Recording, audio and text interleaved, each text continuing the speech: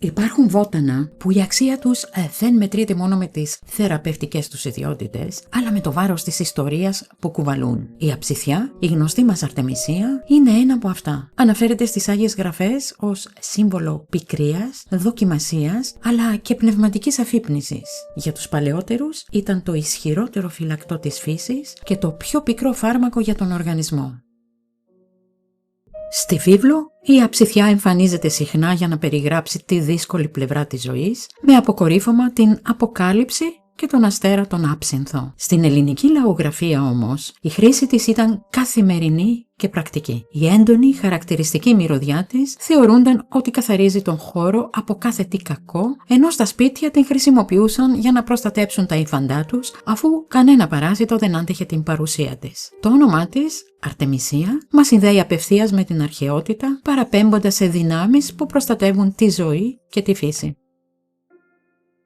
Στη σύγχρονη βοτανολογία, η αψιθιά αναγνωρίζεται ως ο βασιλιάς των πικρών. Η κύρια δράση της εντοπίζεται στο πεπτικό σύστημα. Διεγείρει την παραγωγή χολής και βοηθά στην πέψη, ειδικά όταν ο οργανισμός δυσκολεύεται να διαχειριστεί λιπαρές τροφές. Ιστορικά έχει χρησιμοποιηθεί ευρύτατα για τον καθαρισμό του εντέρου, καθώς οι ουσίες της δρούν ως ένα ισχυρό φυσικό αποπαρασιτικό.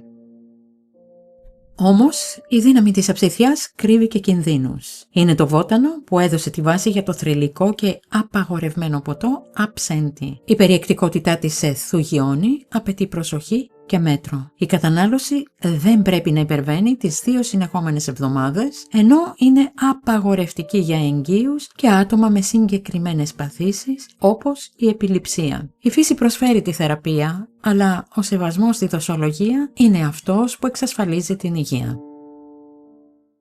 Η αψιθιά παραμένει ένας διαχρονικός σύνδεσμος ανάμεσα στην πίστη, την παράδοση και τη φυσική θεραπευτική. Για όσους θέλετε να εμβαθύνετε στις τεχνικές λεπτομέρειες, από τον τρόπο συλλογής μέχρι τις δραστικές ουσίες και τις προφυλάξεις, έχω ετοιμάσει ένα αναλυτικό βίντεο 11 λεπτών που σας περιμένει ήδη στο κανάλι με τον σύνδεσμο να βρίσκεται στην περιγραφή. Η γνώση της παράδοσης είναι η καλύτερη προετοιμασία για το μέλλον.